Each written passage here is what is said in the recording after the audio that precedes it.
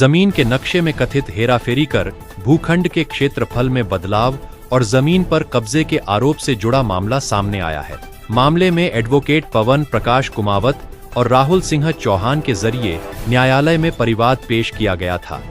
परिवाद पर सुनवाई के बाद अतिरिक्त मुख्य न्यायिक मजिस्ट्रेट संख्या 2 ने प्रथम दृष्टया मामले को गंभीर मानते हुए भारतीय नागरिक सुरक्षा संहिता के तहत पुलिस को FIR दर्ज कर जांच करने के निर्देश दिए। कोर्ट के आदेश के बाद गांधीनगर थाना पुलिस ने मामला दर्ज कर अनुसंधान शुरू कर दिया है। परिवादी रामावतार पुत्र गोपाल लाल कुमावत निवासी सांवत्सर ने आरोप लगाया है कि उसने R.K कॉलोनी प्रथम में भूखंड संख्या 16 को पंजीकृत विक्रय पत्र के जरिए खरीदा था। बाद में उसके भाई बनवारी लाल ने अपने हिस्से का उपहार प्रलेख भी उसके पक्ष में कर दिया। परिवाद के अनुसार विवाद पड़ोसी भूखंड संख्या 17 के माप और नक्शे में दर्ज क्षेत्रफल को लेकर है। परिवादी का आरोप है कि मौके पर भूखंड की चौड़ाई करीब 32 फीट होने के बावजूद कॉलोनी के नक्शे में इसे 42 फीट दर्शाया गया। आरोप है कि इसी कथित गलत माप के आधार पर भूखंड की बिक्री और बाद में कब्जे को लेकर विवाद उत्पन्न हुआ। परिवादी ने आरोप लगाया कि 25 जून 2026 की रात उसकी अनुपस्थिति में उसके भूखंड की ओर करीब 5 फीट तक तारबंदी कर कथित रूप से कब्जा कर लिया गया। अगले दिन जानकारी मिलने पर जब उसने विरोध किया तो उसके साथ कथित तौर पर विवाद और हाथापाई की गई तथा जान से मारने की धमकी दी गई।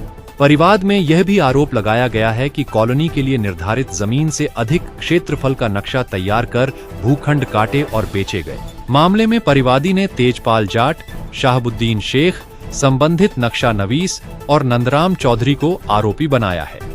परिवाद में इनके खिलाफ भारतीय न्याय संहिता की विभिन्न धाराओं के तहत कार्रवाई की मांग की गई थी। पुलिस ने कोर्ट के आदेश के बाद प्रारंभिक तौर पर BNS के तहत प्रकरण दर्ज कर जांच उप निरीक्षक राजकुमार को सौंपी है।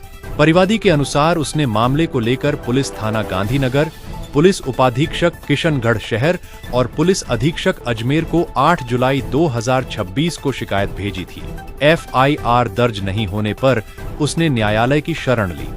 न्यायालय के आदेश के बाद अब पुलिस ने मामला दर्ज कर दस्तावेजों, नक्शे, जमीन के रिकॉर्ड और मौके की स्थिति की जांच शुरू कर दी है।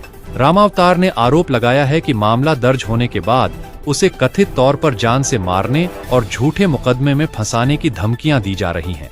परिवादी का आरोप है कि उसे यह भी कहा गया कि पुलिस आरोपी की जेब में है और वह कहीं भी शिकायत कर ले, कार्रवाई उनके अनुसार होगी। इन धमकियों के आरोपों की भी पुलिस जांच कर रही है। पुलिस का कहना है कि मामले में उपलब्ध दस्तावेजों और साक्ष्यों के आधार पर जांच की जाएगी। आरोपों की पुष्टि और आरोपियों की भूमिका जांच पूरी होने के बाद ही स्पष्ट होगी।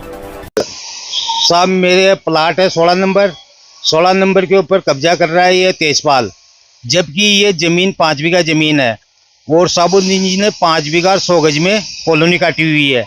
जो जमीन तो 5 बीघा है, 100 गज जमीन ज़्यादा कॉलोनी काटी हुई है और तेजपाल को 100 गज ज़्यादा प्लॉट दे दिया। 17 नंबर प्लाट मेरा, 16 नंबर।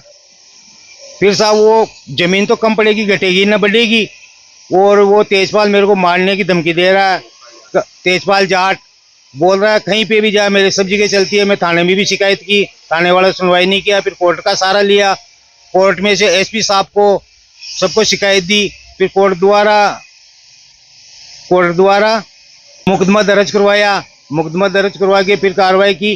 फिर पुलिस वाले आते हैं, ये चेन वाले सब लोग गवाह है, मालिक है, इनको बुलाओ। ये बार बार परेशान कर रहे हैं पुलिस वाले भी।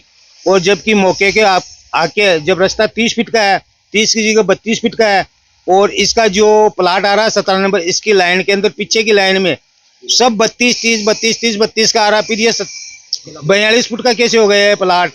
और साहब ये है ना, मैं इस प्लाट के अंदर बोरिंग खुदवाया, बोरिंग को वापस बूट दिया।